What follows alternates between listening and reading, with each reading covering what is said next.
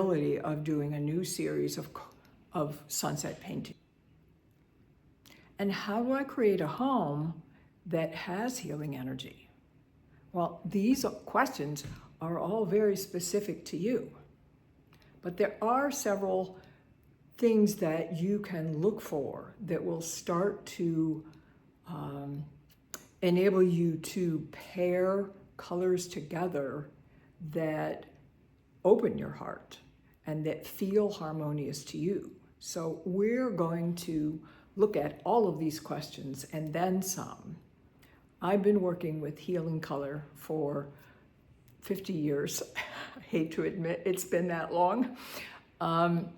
However, I've learned a few things and I want to share them with you.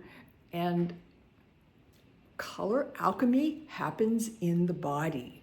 So this is about putting yourself in there and allowing yourself to really feel the colors, not just think about them in your head, but to feel them.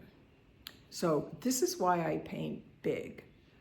I used to paint little tiny paintings, and over the years, especially over these last 5 to 10 years, my paintings have become life-size. So while this canvas might look big to some, this is actually a small canvas for me.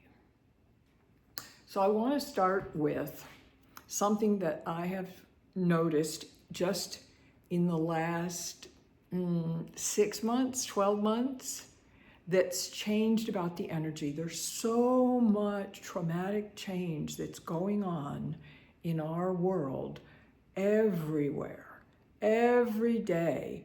We've got all kinds of emotional, oh my gosh, which shoe is going to drop today? I don't even want to watch the news. And we're like this, anticipating if we really want to hear it or not. And that's way different than we were 6 months, 12 months, 2 years ago. So I recently had a client reach out and ask me if I would paint a different version of a sunset painting that I had done 2 years ago. Well, guess what? I can't recreate the painting. I can't even paint something that looks anything like what I painted 2 years ago because I'm not in the same emotional place that I was, and neither are you, and neither is anyone on this planet. So if all of my colors are coming from inside these emotional releases onto the canvas, then this orchestra is designed for the moment in time. Now, if someone comes in and feels aligned to that, that's great. But I can't go back and recreate that precious moment in time to do it. So what I did was start freshly, and I'll show you the sketches. So the first thing that I did was reground myself. Okay, so we're in a very different moment in time, and when there's all kinds of emotional stress and trauma and anticipation and all of this triggers deep wounds and things that happened in previous lives and literal previous lives and previous lives that we had during this lifetime. And I don't know about you, but I've had a bunch of them. And so I'm not going back to revisit all of them. I'm trying to ground myself and move forward, okay? And we're clearing those lifetimes and those experiences as we go, but I'm not going to go back and try to retrace those steps. That's a little bit too much for the moment.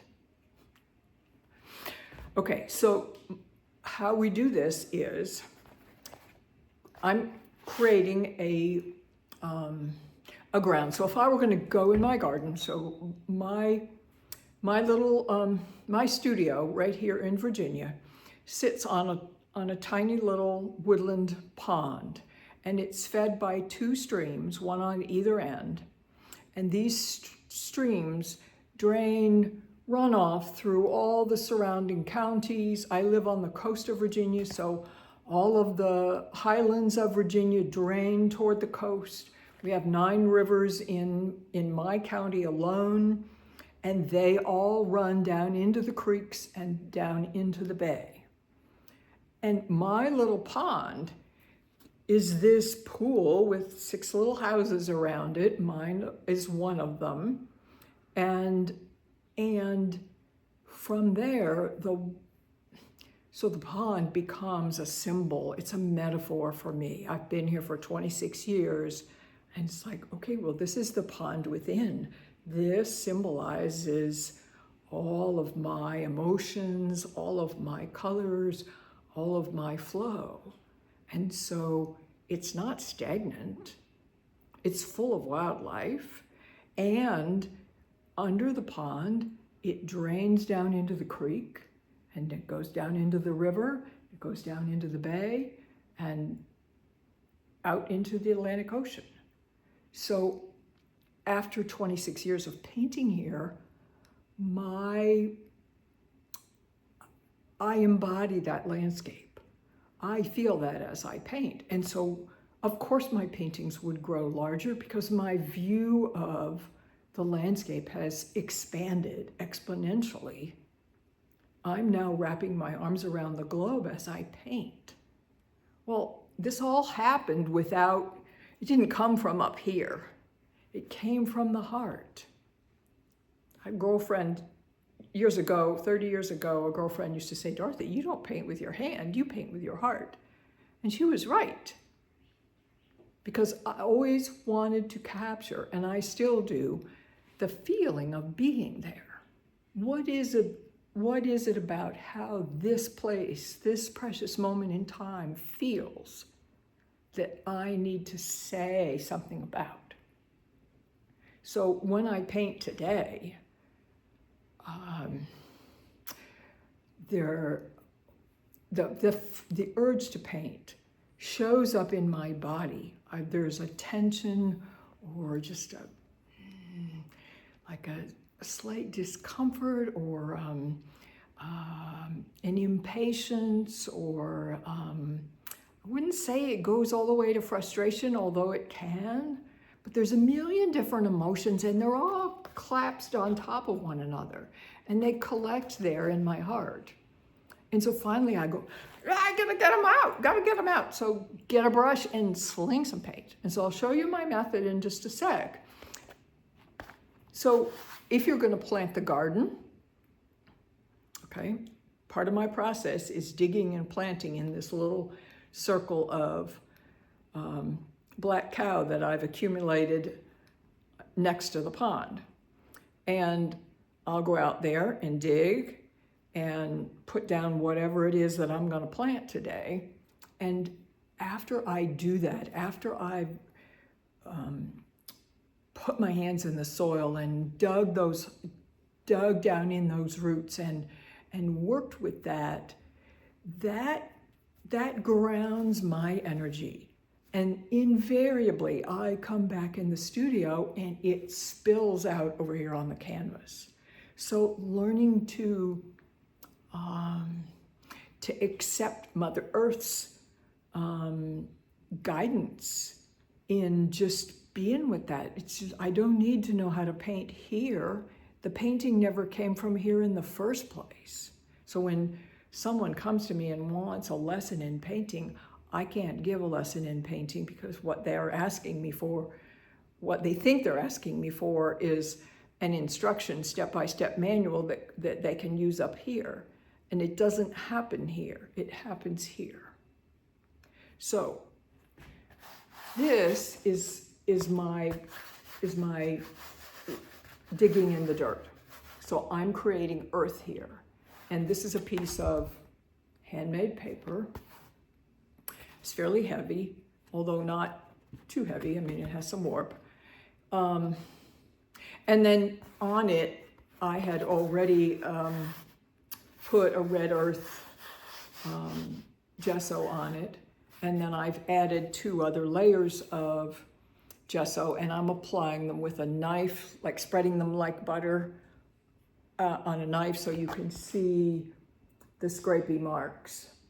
And this lets the earth show through, okay? So it looks like rich soil. And you can see there's a little bit of metallic because one of my pigments has gold metallic in it. So we'll talk about the palettes at another time because that's a whole another balloon of a conversation. So for right now, this is earthy.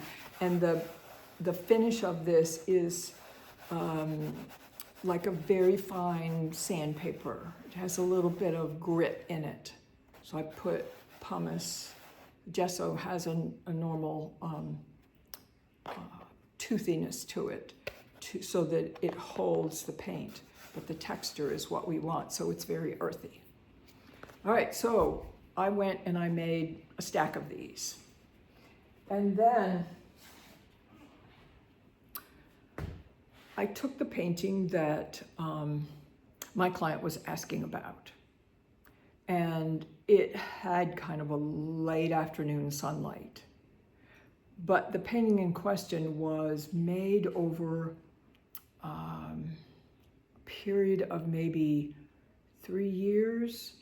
So the final painting was finished maybe 2 years ago, but the beginning of the painting dated back prior years. So if you add all that up together, 2 years plus 3 more years, that's 5 years ago, would have been going back to maybe 2021 or 2022. And that's a long way back to travel for inspiration and where my heart was at that precious moment in time. So there's no recreating the process because we are in a new time now. We are in what many and I are calling the New Earth. And I call it New Earth Goddess Palette. So this is my New Earth Goddess Palette. And it is very grounded. It has some metallics in it. It's more grounded than what we may have needed a year or two ago. And it certainly doesn't only have the ethereal colors, because with the ethereal colors can make us just float away. So you know, the home decor trend, I guess you could call it a trend, where everything is very light and airy and white on white on white, or pastels or whatever, but no earthiness with it. Something has to have that element of earthiness. So just real quick here, think of heaven and earth, or earth and sky. So the sky represents heaven and earth represents the body. So when we relate to the colors, all of the earthy colors are the lower half of the body, and the sky colors, the lavenders and the blues, relate to the upper half of the body. Okay, so the heart is in the middle, and the heart is the green. And we're going to talk about that later because that's a whole nother gig. But the essence of what we're doing here is balancing earth and spirit. And so when we embody the earth, when we embody the colors, we're embodying the earth and the spirit simultaneously. And those two together create this alternating light current. Okay. All right, so you can see the metallic in the foreground. The light hits it just a little bit. Now, this is a sketch. This is what, 9 inches. So I'm making color studies to ground my energy in the possibility of doing a new series of sunset paintings. So my sunset paintings have been very popular, and I would say that it's because they presence the feeling of sanctuary. There's probably other words that you could also assign, but I think that would be an overlying word that would apply to many of them. The sunrise paintings, there's probably a little bit more presence of hope alongside the sanctuary feeling. Now, you know, feelings are all interpretive, so just because I say that doesn't mean that someone else isn't going to say something else. So you're going to have your own interpretation of that. So the purpose of my sketching was to establish new palettes for a series of sanctuary paintings that will serve the new earth goddess palettes that are out there now, that we need to have now more grounded, more comfort, and also a deeper connection with spirit in the days ahead. So I went through and did just a handful of them. All right, this one has a little more green in the foreground, the golds are covered up, the orange is a little stronger. And then on the other end of it, keeps basically starting with the more vibrant coral colors on the underside and building on top of that, which inverts the feeling of it a little bit. So,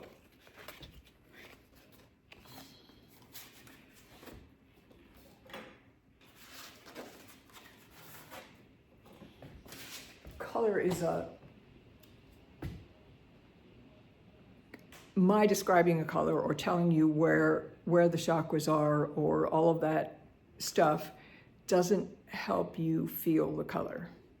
So when you're evaluating the color, you want to just scan them from a distance and be still and trust your instinct, because your gut reaction to which one attracted your eye the first is usually the one. So you could put all of them, there could be 6 of them on a web page or scattered on the floor or in a gallery room, and you will automatically make a beeline for the one that is aligned to your chakra energies on that particular moment. It's very much like walking in the closet in the morning and picking out the blouse to put on based on the color. You know, I feel blue today, I'm going to wear this. You know, I need tomato today, whatever. It's not even conscious enough to put words on it most of the time. So don't even try to. You don't need to. Because what happens with emotional color is that it has the essence of your whole being in it. And your whole being is way too big for words. Just way too big for words. And so it's fine. You can just accept liking it. You don't need a reason. This is the wonderful part about art.